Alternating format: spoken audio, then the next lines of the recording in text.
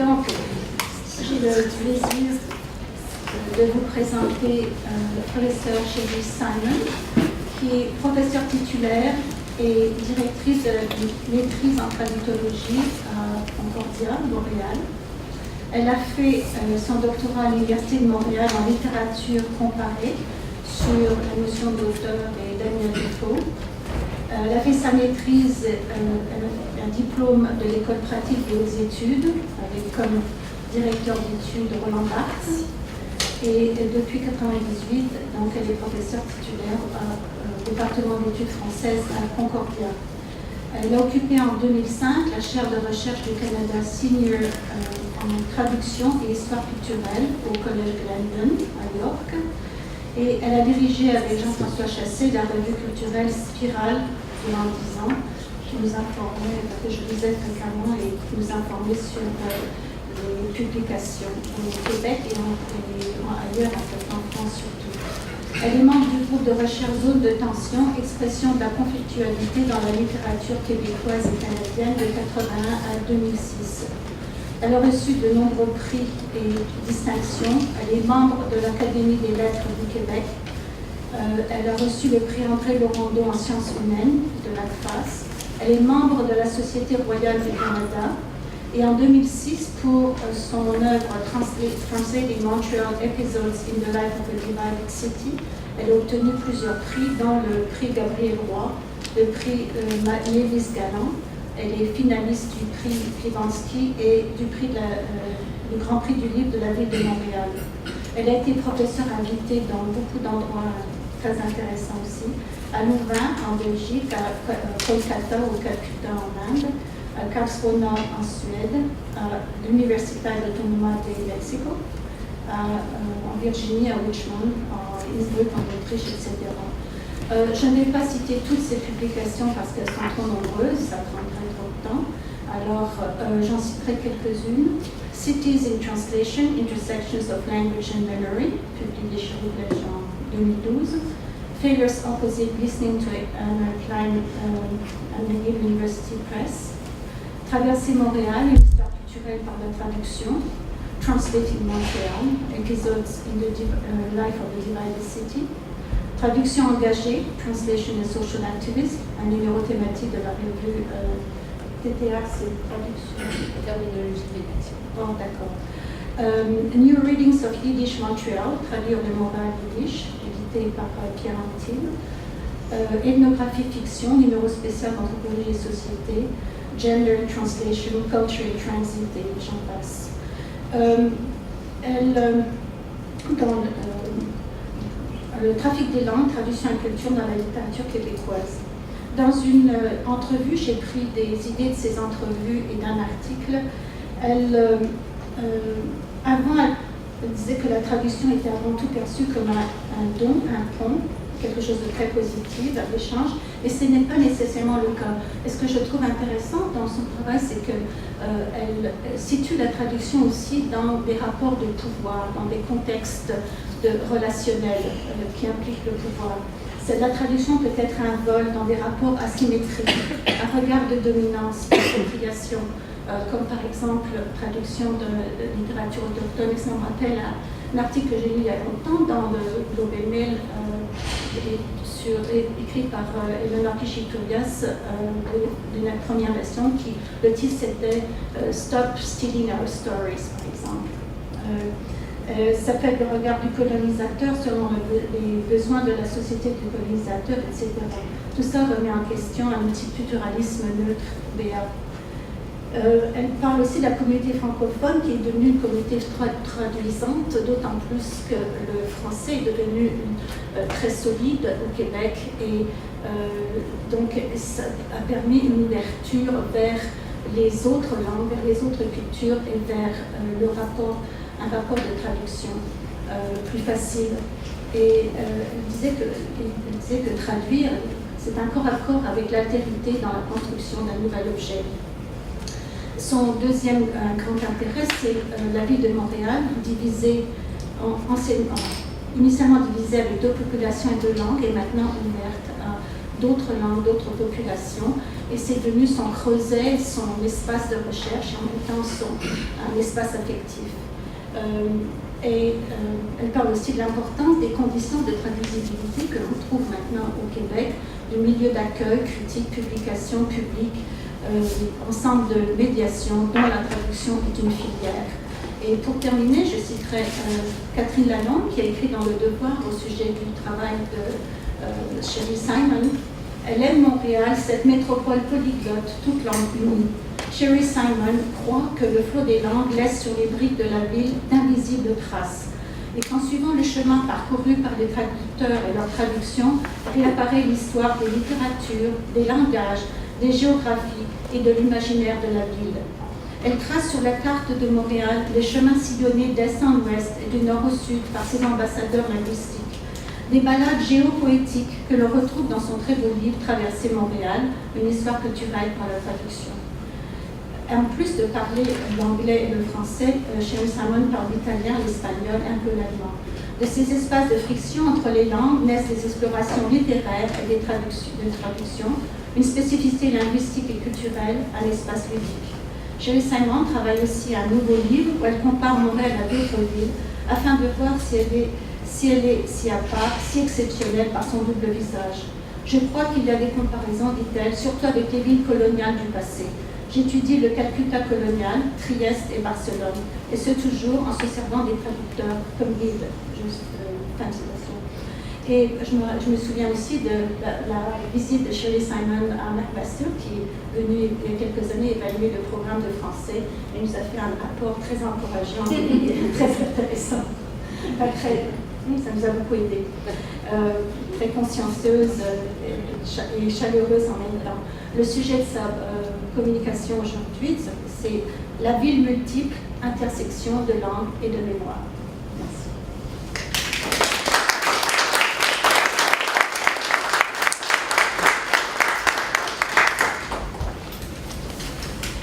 Merci beaucoup, Maroussia, de cette très généreuse introduction.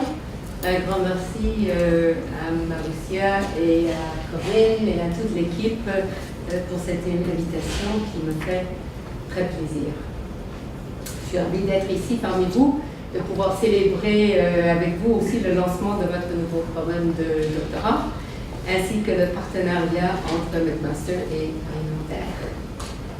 Je vous remercie aussi d'avoir proposé ce thème qui nous permet de nous interroger sur la diversité des frontières qui prolifèrent de par le monde, frontières parfois impassables, frontières parfois molles, poreuses, frontières qui se trouvent non seulement à l'extrémité des territoires nationaux, mais aussi à l'intérieur de nos villes, qui créent des citoyennetés différenciées, des accès différenciés à la parole, mais parfois aussi, et je cite le descriptif du colloque, permettent le passage, la transformation, la transfiguration.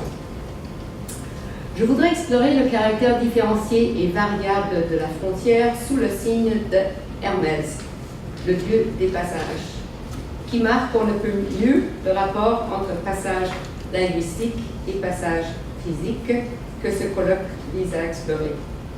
Je le ferai dans un premier temps en me déplaçant à Nicosie, la capitale de Chypre, pour ensuite revenir vers Montréal, afin de mettre la traduction sur la carte, littéralement, mais au lieu d'explorer des voyages intercontinentaux, comme c'est le plus souvent le cas, d'interroger plutôt les croisements qui se font sur le territoire urbain, les frontières et les passages qui se déploient dans l'espace urbain. Ce que l'on ne met pas assez en évidence, c'est que la ville elle-même est traductionnelle, animée par des langues en mouvement, de la rencontre et de l'entrecroisement des imaginaires, des passages voulus ou forcés d'une langue à une autre. Je propose l'idée de la ville traductionnelle par contraste avec la ville multilingue. La ville multilingue est un espace de pure diversité, sans égard à l'interaction ou aux effets réciproques d'incorporation ou de convergence, de tension et de rivalité, d'indifférence ou d'interférence. Toutes les villes sont multilingues, Mais le multilinguisme de la rue n'est pas garant de citoyenneté. Pour avoir droit à la parole publique, il faut traduire vers les langues officielles. Et c'est donc la traduction qui est la clé de la citoyenneté, indice de l'accommodation, de l'incorporation des langues dans la sphère publique. Les modes de traduction sont à explorer à différents niveaux de la vie culturelle de la ville. Au niveau des pratiques de la vie quotidienne, les transactions informelles, les rencontres, négociations, interpellations de la rue et des commerces. Au niveau des pratiques formelles, les communications publiques régies par les lois, mais aussi, et c'est ce qui m'intéressera le plus, des pratiques artistiques, littérature, théâtre, cinéma, ou qui jouent avec et du langage. Les modes de traduction sont aussi à explorer du point de vue de leur finalité. Traduction choisie ou forcée, rédemptive ou tragique, traduction qui mémorialise le passé ou au contraire le met en mouvement dans un élan de transmigration ou de réactivation.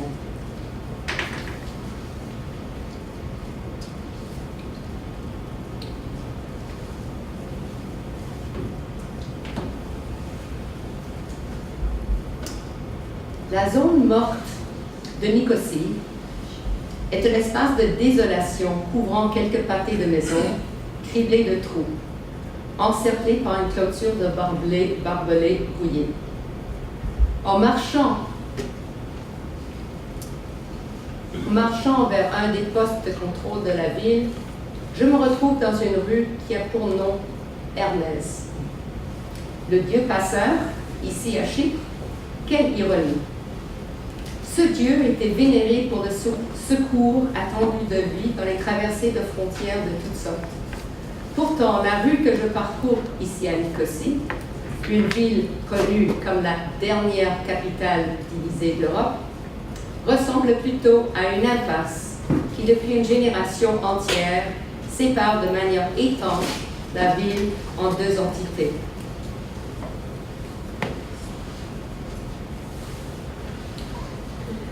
L'histoire de cette rue ajoute à l'ironie de son nom.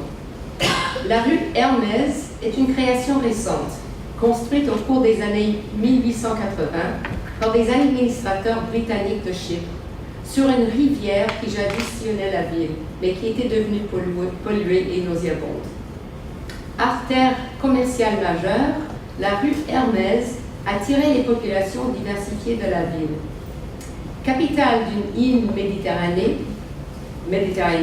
soumise à une succession de dirigeants, depuis les rois de la maison de Lusignan jusqu'aux Ottomans et aux Britanniques, Nicosie a toujours été un lieu de mélange et de superposition de cultures, dont le témoin le plus frappant est l'ancienne cathédrale gothique de Sainte-Sophie, depuis 1570 dotée de minarets. L'unique exemple que je connaisse d'une église gothique dotée de minarets. Si vous en connaissez d'autres, je serais curieuse de le savoir. Je vous montrerai.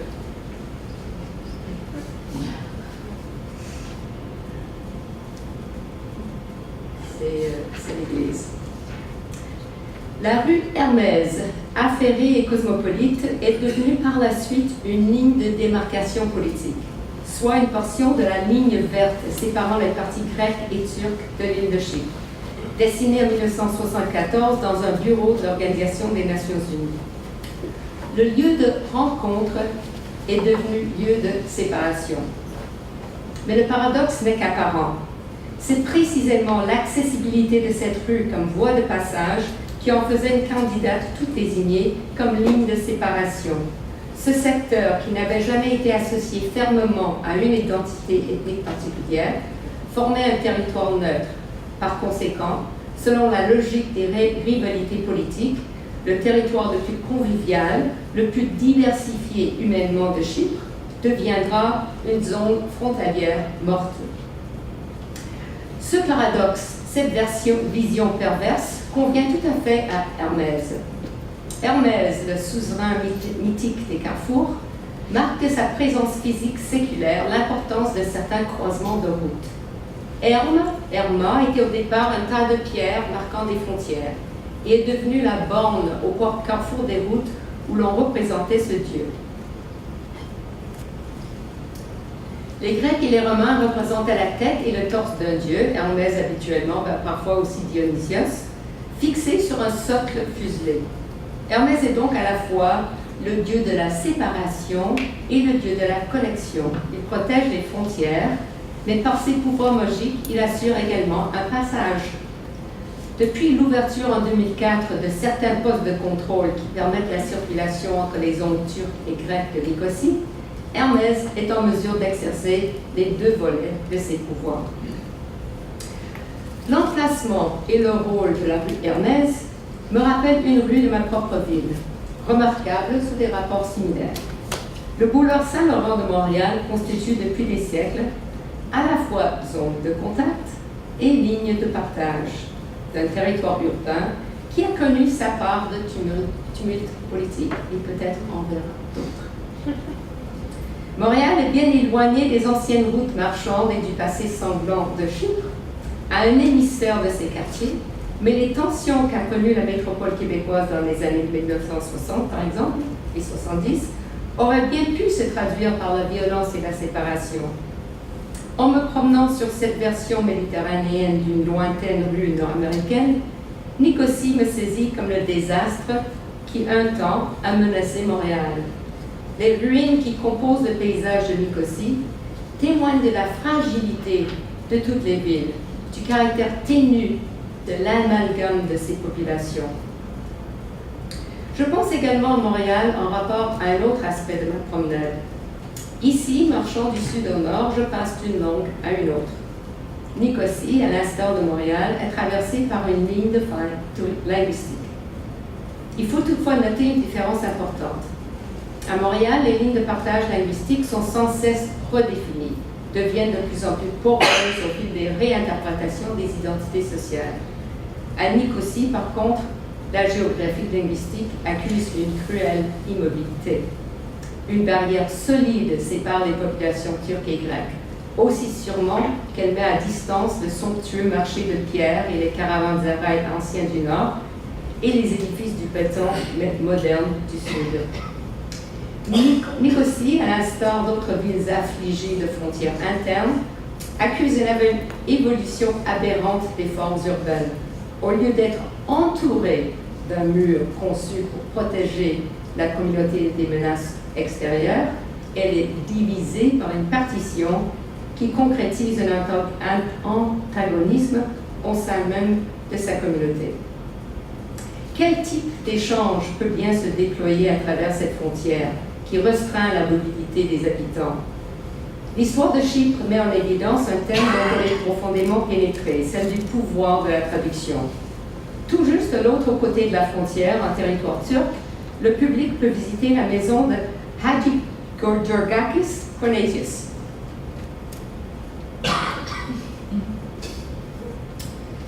Le dragomane chrétien légendaire qui a représenté l'Empire ottoman à Chypre au tournant du XVIIIe siècle, 19e siècle. Une rue du côté grec porte son nom. Sa maison, plutôt son domaine, est l'une des résidences les plus impressionnantes léguées par la période ottomane. Les traducteurs de notre époque évoquent le patrimoine chypriote comme un lieu de rencontre au cœur de la Méditerranée, un lieu où le savoir était préservé et valorisé par la traduction. Aujourd'hui, dans les centres culturels de chaque côté de la ligne de partage, des artistes et des écrivains se rencontrent pour perpétuer la tradition de la traduction dans leur ville et sur leur île, et pour raviver la mémoire d'une culture chypriote qui a créé une langue hybride, des formes de grec et de turc typiquement mélangées.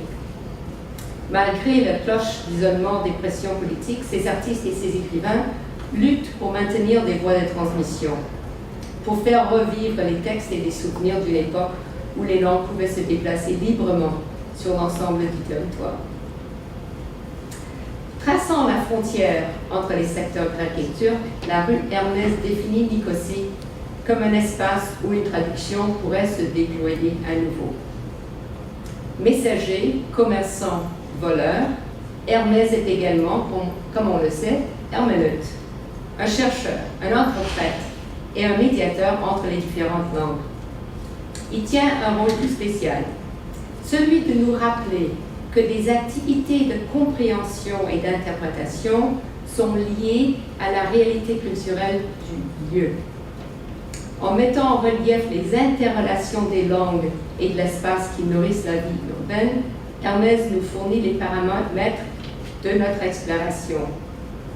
La magie du dieu espiègle identifie l'intersection comme un lieu de danger, mais aussi de fertilisation possible, un lieu où il est possible d'imaginer de nouveaux univers d'expression.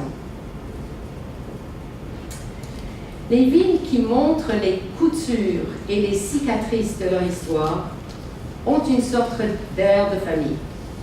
Des endroits tels que Tchernowitz, Vilnius, Istanbul, Nouvelle-Orléans, très divers, où les langues correspondent à des périodes historiques successives et qui souvent se chevauchent. Des villes comme Nicosie, Beyrouth ou Mostar, où un passé marqué par une relative convivialité a été remplacé par un présent accusant des revendications et des contre-revendications politiques. Ou encore des villes telles que Bruxelles, Barcelone, Montréal, Dakar, Trieste ou Manille, où les langues continuent de se saluer, de s'affronter sur un terrain commun. Ce sont des villes où une histoire de passage peut donner lieu à des drames de séparation, ou au contraire, où des passages deviennent possibles justement à cause d'une histoire de division. Et maintenant, je me déplace à Montréal pour explorer ce deuxième volet, donc des passages qui deviennent possibles justement à cause d'une histoire de division.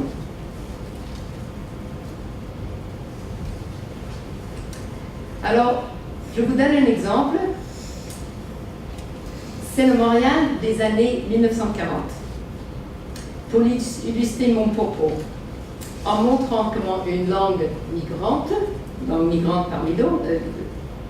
parmi toutes, s'est définie dans ses rapports au blocage et au passage de l'histoire de Montréal. Alors la langue dont je parle, c'est la langue yiddish. Le yiddish est cette langue de l'immigration juive qui a peuplé les rues de Montréal durant quelques décennies pour ensuite disparaître comme langue séculière et langue littéraire. Je vais vous expliquer la carte. Le yiddish est dans les années 1940 la langue tierce de Montréal. Elle est parlée par une population d'immigrants juifs qui occupe la zone centrale de Montréal, le long du boulevard Saint-Laurent, justement. Si le Montréal de la première moitié du XXe siècle a permis l'épanouissement d'une riche culture en langue yiddish, n'est-ce pas justement, comme le décrit Laimonis Briedis pour la ville de Vilnius, que cet épanouissement était fondé sur l'état fragmenté et incertain de la ville? Le Montréal des années 1940 est exceptionnel pour avoir donné naissance à 3 modernités. Et c'est la carte que vous avez ici.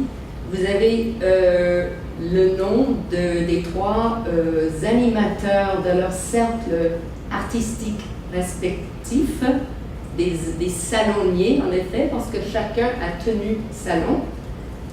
Bordua pour les automatistes, qui a tenu salon dans son atelier rue Montana. F.R. Scott, que vous connaissez certainement, qui a tenu salon dans sa maison de Westmount, invitant des poètes des 2 langues à venir se joindre à lui. Et au milieu, malheureusement, c'est pas tout à fait. Enfin, j'aurais pu tricher, j'aurais pu mettre le bureau de Frank Scott, ça aurait été plus symétrique. Mais au milieu, vous avez Ida Massey, qui était salonnière de la communauté des écrivains et artistes yiddish. Alors, le Montréal des années 40 est exceptionnel pour avoir donné naissance à ces 3 modernités. Le mouvement autour de Bordua, automatisme, le modernisme de langue anglaise et le vibrant monde culturel en langue yiddish. Toutes les villes abritent une diversité de scènes artistiques qui ont une vie plus ou moins longue. Mais l'existence de ces trois foyers de créativité, qui seront tous trois en quelque sorte fondateurs, me semble inhabituelle. La distance physique entre ces lieux n'est pas grande, on peut facilement se déplacer de l'un à l'autre à pied, mieux en bicyclette. Mais l'espace mental est énorme, parce que chacun de ces mouvements était un monde intellectuel et esthétique singulier. Chaque adresse l'épicentre d'une géographie imaginative.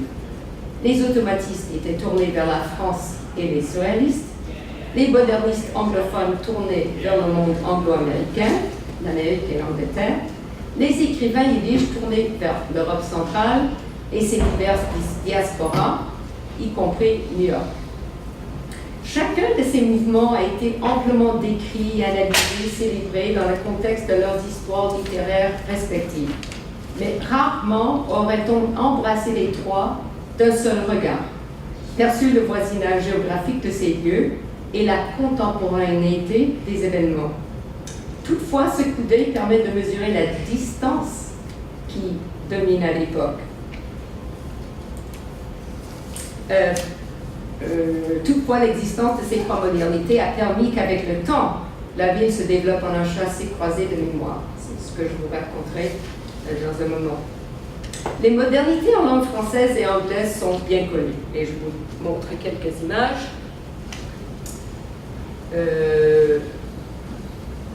Pour le refus global, et ici pour les modernistes de langue anglaise, F.R. Scott et sa femme Marianne Scott. Et vous voyez quelques-uns des toiles de Marianne Scott. Et de Edwin Holgate, aussi moderniste de langue anglaise. Mais on connaît beaucoup moins, ce n'est que maintenant que commence à émerger une vision d'ensemble de la modernité de langue yiddish. Certaines études qui ont été publiées cette année, des études sur le théâtre, le travail monumental d'Esther Trépanier sur la peinture. La langue et la littérature yiddish ont connu une période de dynamisme remarquable dans la ville, à partir des années 1920 jusque dans les années 1950. La scène littéraire de langue yiddish est très active, et ça, c'est une image justement de Haïda Maza, la salonière dont je vous parlais, caractérisée comme une jolie LED par Miriam Waddington, que je trouve qu'elle avait, enfin, j'aime beaucoup cette toile. Alors, la situation que je décris est celle de trois groupes littéraires distincts et séparés dans les années 1940, avec peu de communication entre elles. Montréal à l'époque est une mosaïque de modernisme, totalement isolés les uns des autres. Seulement quelques personnages circulent d'un milieu à l'autre, faisant justement figure d'exception. Peut-être que vous savez que Mavis Gallant, journaliste, maîtrisait parfaitement la langue française, et elle faisait un peu le pont avec la modernité de langue française. F.R. Scott, lui aussi, faisait figure d'exception, traduisait. A.M. Klein faisait le lien entre le groupe juif anglophone et les yiddishophones. Trois exemples, vous en trouverez pas beaucoup d'autres. Mais dans l'ensemble, les histoires séparées de ces trois groupes littéraires font qu'il n'est pas facile de traduire moderne en modernist ou en modernismus. Ces mots ne désignent pas des réalités équivalentes. Le passage de l'un à l'autre entraîne des heurts conceptuels. Avec les années, cependant, la situation se modifie. Des passages sont créés entre les héritages pour donner lieu à un imaginaire croisé. Comment se dessinent ces passages? Trois logiques président à la migration des mémoires, et je les nomme: la mémorialisation, la transmigration, la réactivation. Alors, la modernité yiddish meurt dans les années 1950-60. En fait, cette mort peut être très précisément datée du jour où cesse de paraître le journal, le quotidien Canada-Order. La mémorialisation reconnaît le fait que le yiddish est une langue littéraire morte et que traduire vers le yiddish est impossible. Ou plutôt, si l'on traduit vers le yiddish, cet effort ne peut relever qu'une logique de mémorialisation. Voici ce qui est certainement le cas de l'une des dernières traductions vers le yiddish qui a été faite à Montréal par le poète Melech Ravitch.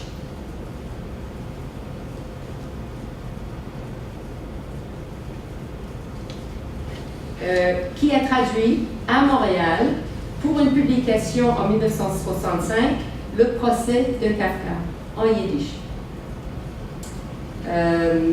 Il y a eu également une autre traduction que l'on peut appeler mémorialisation, qui est la traduction du joual vers le yiddish de la pièce Les Belles Sœurs, qui est traduite vers le yiddish. C'est une entreprise qu'il faut appeler mémorialisation parce que c'est une entreprise qui ne peut pas avoir de suite, si vous voulez. C'est une entreprise tout à fait symbolique. Deuxièmement, la transmigration. Alors la transmigration, c'est le fait qu'il y a eu un passage du mémoire culturel de langue yiddish vers l'anglais. Une espèce de passage, une pente naturelle, si vous voulez. Les immigrants se scolarisent en anglais et l'héritage yiddish va être transmis par des écrivains comme A.M. Klein, Irving Layton, Mordecai Richler, Leonard Cohen, Shlomo Yellen et toute une suite. Et c'est donc une traduction interne à la communauté, si vous voulez. C'est la même communauté, mais la langue est transmise à l'intérieur de la communauté du yiddish vers l'anglais. La langue change, mais la communauté reste la même. Mais l'entreprise le plus intéressant et le plus, disons, le plus marginal peut-être, c'est ce que j'appelle la réactivation, ou on peut aussi appeler une déviation. C'est le passage du yiddish directement vers le français. Alors les traductions sont surtout dues à une personne, qui est un anthropologue et littéraire, Pierre Anctil. Ces traductions, alors certains épisodes de traduction révèlent les mutations radicales dans l'histoire culturelle, la traduction s'y manifestant comme symptôme et instrument de changement à la fois. Une telle mutation s'est produite au cours des 2 dernières décennies à la faveur des traductions françaises offertes par Pierre Anctil de la littérature yiddish de Montréal. Ce mouvement du yiddish vers le français, court-circuitant le passage traditionnel par l'anglais, marque un changement important dans la territorialisation intellectuelle de la ville. À partir des années 80, des intellectuels et écrivains francophones ont commencé à découvrir et à s'approprier le passé des immigrants de Montréal. Anctil est un représentant singulier de ce mouvement, lui qui a appris le yiddish pour poursuivre son travail d'historien social, avec l'objectif de façonner une nouvelle relation entre juifs non francophones et les francophones au Québec.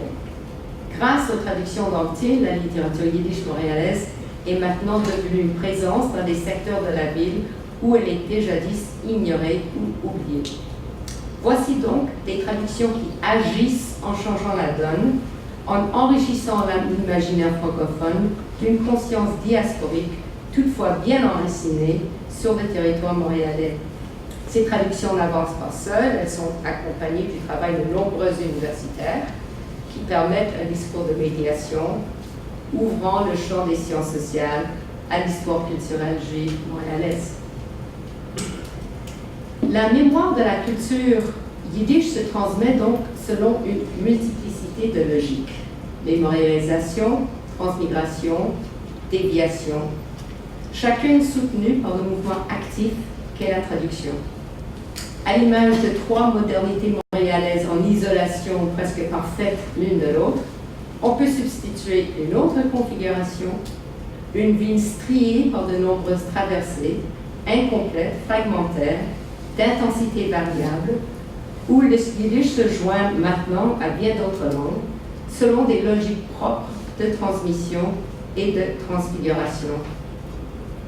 Il est utile de considérer la frontière, selon le terme employé par Sandro Mezzadra, comme une technologie d'inclusion différentielle, opérant un filtrage sélectif, exerçant son pouvoir autant à l'intérieur des villes qu'aux extrémités du terrain national, produisant des comportements et des subjectivités, imposant des temporalités de décélération ou d'accélération.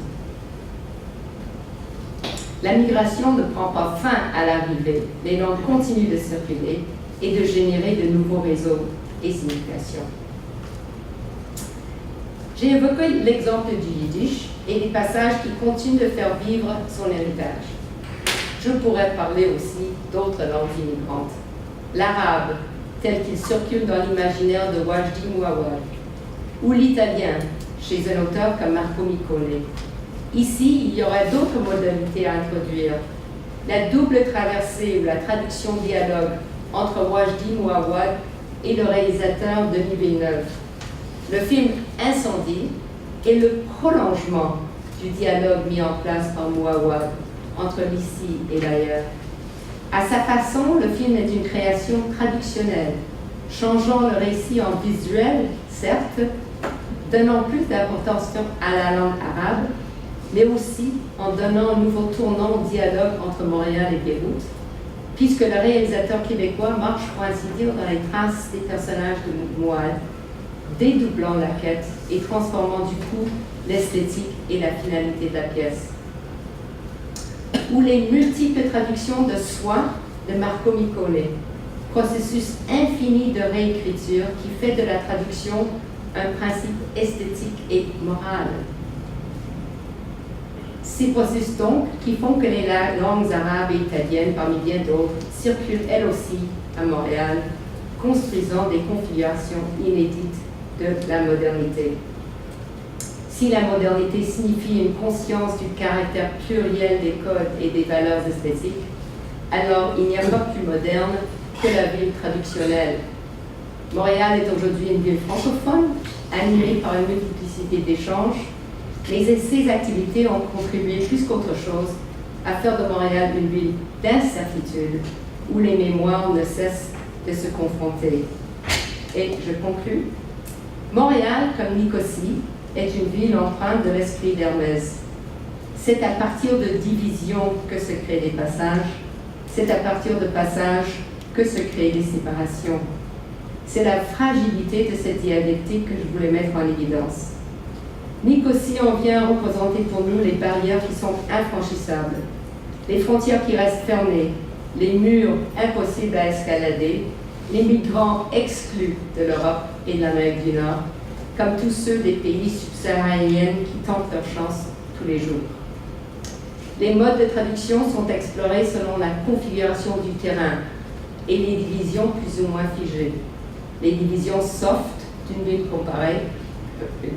comme Montréal, comparées aux divisions dures des villes comme Nicosie, de Mostar ou de Jérusalem.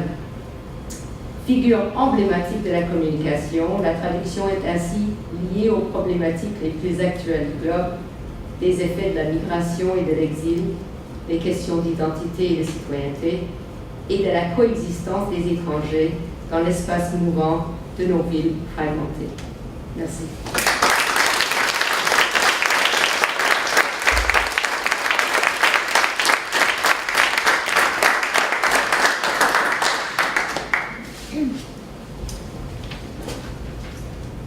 Merci pour ce très beau texte sur la traduction et ses paradoxes.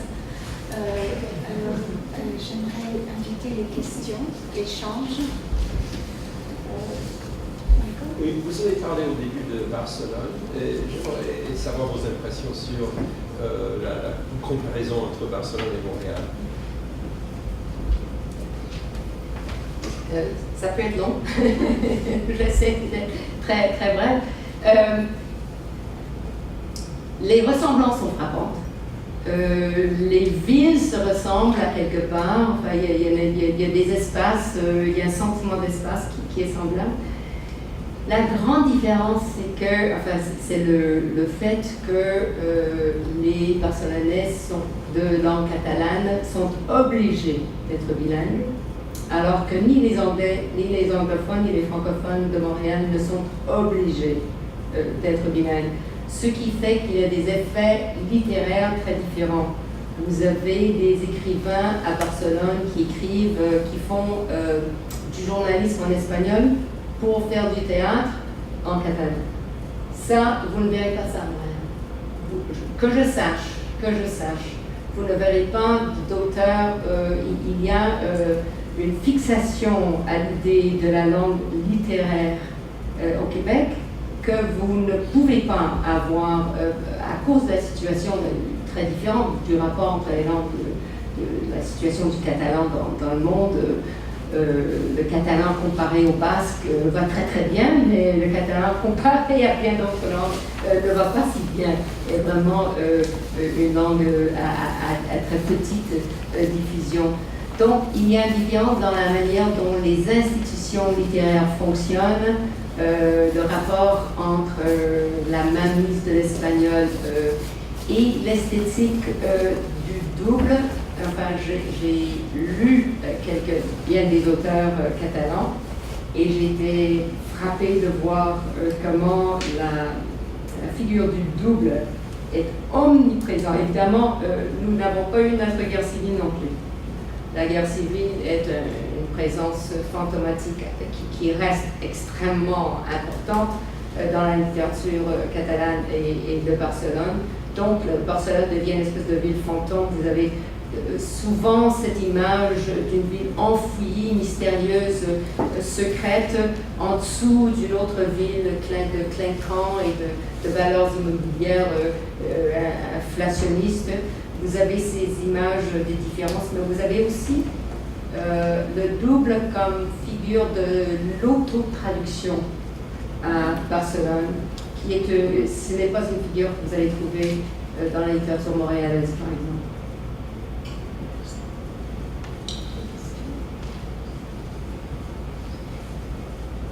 Je me demandais pourquoi vous avez inclus Calcutta. Je pensais que le Bengale était très monoculturel et monolingue. Je pense que les Indiens qui les entendraient seraient très fâchés parce qu'il n'y a pas vraiment beaucoup de monolingues ou de monoculturels en Inde, quelle que soit la ville. Mais peut-être que le Calcutta actuel, le Bengale actuel, est l'une des villes qui est moins. C'est pas Mumbai, ou c'est pas Mumbai peut-être la ville la plus éclatée linguistiquement. Mais mon intérêt était pour le Calcutta colonial. Pour cette période absolument fantastique sur le plan littéraire qui s'est déroulée entre à peu près 1860 et 1920, la période qu'on appelle la Renaissance bengali. Enfin, cette figure de la Renaissance est mise en question. Mais ce que je trouvais absolument fascinant avec Calcutta, c'est l'idée d'une ville divisée, imparfaitement divisée, disons, sur le plan spatial, où vous avez, c'est une des premières villes qui sont ségrégées, si vous voulez, sur le plan racial, ville noire, ville blanche, on dit. Mais c'est aussi une situation tout à fait singulière sur le plan de l'interaction des idées et de la manière dont la traduction est devenue une stimulus pour la création de toutes sortes.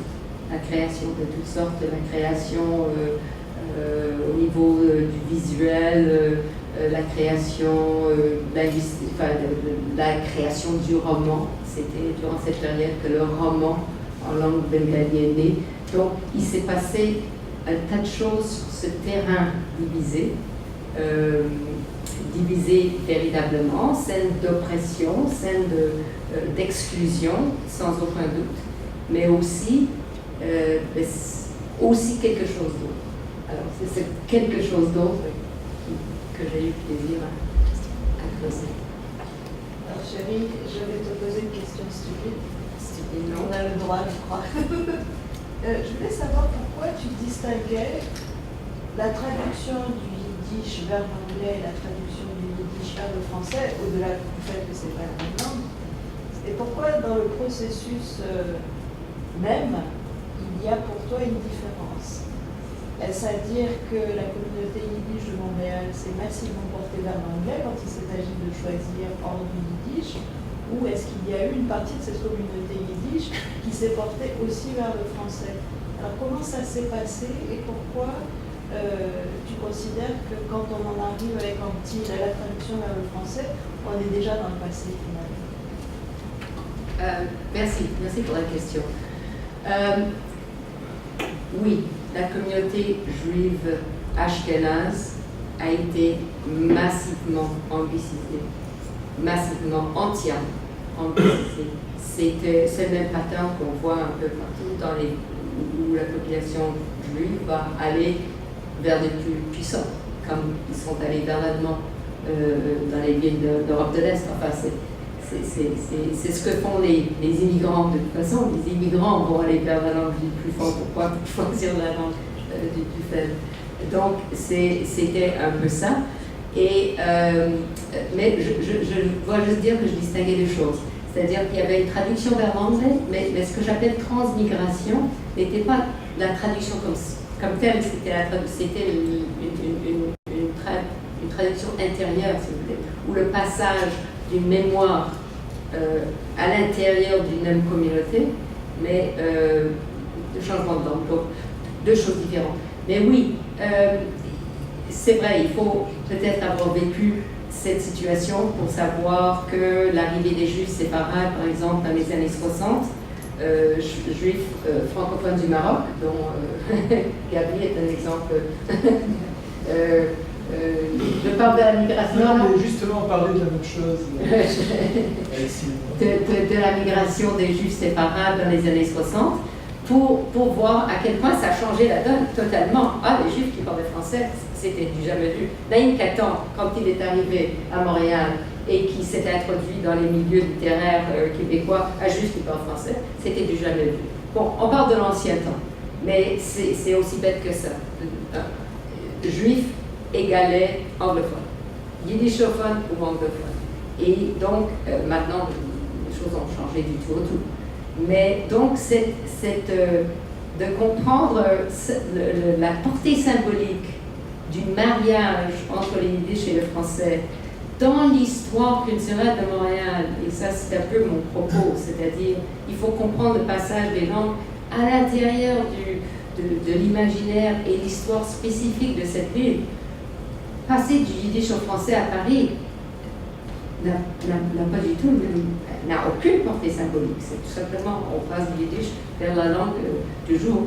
Mais à Montréal, à l'intérieur de cette histoire de division qui a régné si longtemps, enfin, j'ai fait très vite, je n'ai pas expliqué à quel point cette séparation des modernités était aussi une séparation sociale et une séparation politique et une division vraiment de très longue date qui date depuis des siècles à Montréal et qui change, je dirais pas tout d'un coup, mais qui commence à changer avec la Révolution tranquille et qui change véritablement, qui commence à changer véritablement seulement dans les années 80-90. Ce qui correspond un petit peu à ce projet d'Amptile à ce moment-là, qui vient entériner en quelque sorte. Maintenant, juste un dernier mot là-dessus. À quel point est-ce que ce projet de traduction n'est pas une appropriation? Parce qu'il y en a pour dire, et on peut proposer ses points de vue aussi, qu'est-ce que la langue française a à faire de cet héritage?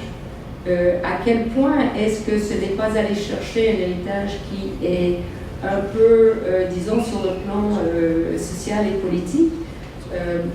Amptile, comme individu, a été critiqué. Qu'est-ce que vous allez faire? Qu'est-ce que vous faites là? Vous allez chercher un héritage qui ne vous appartient pas, qui vous est pour la. Mais en même temps, Antilles est le symbole de son époque, c'est-à-dire il est le symbole d'un Français qui prend du pouvoir sur le territoire de la ville, qui élargit son champ je ne veux pas dire de contrôle, mais champ de maîtrise, qui maîtrise une plus grande variété de mémoire, qui est capable d'aller traduire l'imaginaire des autres, et sur le plan intellectuel aussi, qui s'affirme plus grand. Alors là, le français embrasse le yiddish dans le sens double, je ne sais pas si c'est juste en français ou en anglais. Embrace, ça veut dire contient aussi, contient, va chercher, mais fait sien. Donc, une entreprise de traduction, dans ce sens-là, peut avoir bien des valeurs politiques et sociales. Je vais ajouter des choses. Tout d'abord, félicitations parce que j'étais touchée par votre communication, surtout parce que vous avez mentionné Nicosie, qui est ma ville natale. Et justement, je suis née tout près de la zone morte. Mais voilà, tout simplement, je voulais faire une petite remarque sur la langue, parce que vous avez mentionné la langue est hybride, il contient beaucoup de mots culturels. Au contraire, je pense, permettez-moi, je pense que non, c'est grec, tout à fait grec, ça contient des mots anciens grecs, parce que ça se considère comme une langue homérique. Et si quelqu'un étudie Homère, il va vraiment trouver des mots qui sont semblables dans les langages chypriotes. Dans les dialectes plutôt, ce n'est pas un langage, c'est un dialecte. Et les chypriotes essaient aujourd'hui de garder pur ces langages qui a tendance à disparaître. Voilà, c'est vraiment. Merci. Merci. Oui, moi j'ai bien aimé la référence au dragoman, justement, ou droguement, comme on disait beaucoup dans les récits de voyage en Orient au XIXe siècle, un personnage tout à fait important, intéressant. Ce sont souvent des minoritaires, justement, dans l'Empire ottoman, parfois des juifs, justement, des chrétiens, en tout cas des minoritaires, très souvent. Et alors je me suis demandé à un moment, finalement, si cette figure se retrouvait, peut-être, je n'en sais rien du tout, de manière autoréflexive dans la littérature yiddish dont vous parlez. Est-ce que cette littérature yiddish produite à Montréal fait un sort au droguement ou la peinture peut-être, je ne sais pas, vous avez montré un tableau aussi. Enfin, voilà. Est-ce qu'il apparaît finalement de manière... est-ce qu'il est thématisé, ce droguement, ou pas? C'est un absent. Bonne question. Moi, je dirais qu'il est un absent. Là où il figure, c'est dans la littérature de Barcelone, justement. Il y a beaucoup de littérature actuelle de Barcelone où le traducteur est une figure très courante, que l'on rencontre souvent. Mais peut-être que c'est ce qui crée aussi l'intérêt du cas yiddish, c'est que le yiddish n'était pas créé au départ pour la traduction. C'est une langue créée pour... C'est une littérature même si dans la tradition juive, au cours des siècles, cette littérature, cette tradition est on ne peut plus traduisante, parce que toujours à la rencontre d'autres cultures, toujours en train de se déployer d'une langue à une autre. Alors ça, c'est très clair. Et les écrivains de langue yiddish étaient de grands traducteurs. D'ailleurs, une des grandes blagues par rapport à la langue yiddish, c'est quand vous avez des traductions de Shakespeare en langue yiddish, parce qu'on a beaucoup traduit vers le yiddish au moment de la modernisation de la langue au XIXe siècle.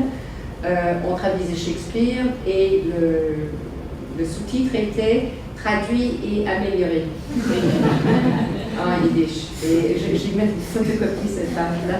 Donc, on avait l'idée qu'on annoblissait la langue par la traduction, mais on anobissait Shakespeare aussi pour l'avoir accueilli dans le sillon de la littérature yiddish.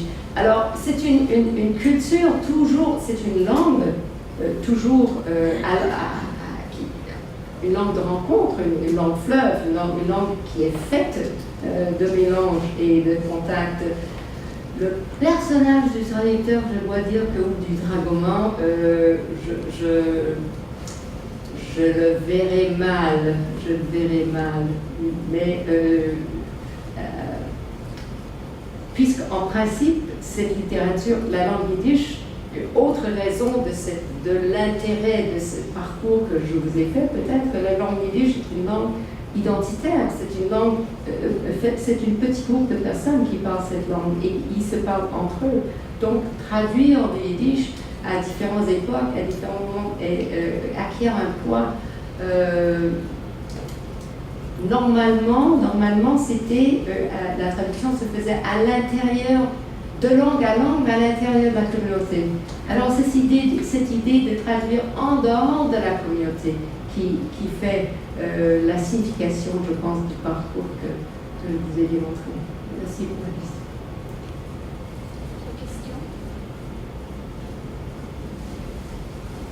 Je me demandais si on pouvait rapprocher, quand vous parlez de traduction comme réactivation et déviation, si on pouvait rapprocher cette approche, cette façon de traduire à la conception d'un bilingue avec Kibir Hatimi, chez qui les deux langues, en fait, elles sont, l'arabe et le français, sont en tension, elles sont présentes simultanément.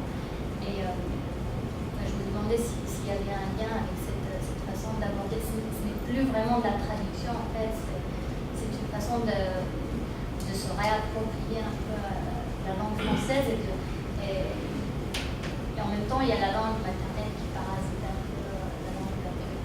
Est-ce qu'il y a un rapport ou pas? Moi, je pense que dans un cas, il est question d'une psychologie conflictuelle, d'un rapport à l'intérieur d'une seule personne, des langues de pouvoir et de colonisation, alors que quand je parlais de cette déviation, c'était vraiment une question de passage entre communautés différentes et de communautés qui n'avaient pas un passé en commun. C'est ça qui est intéressant dans le trajet. C'est parce que entre le français et l'arabe, par exemple, vous avez une longue histoire de cohabitation, vous avez une longue histoire de conflits et de rapprochement.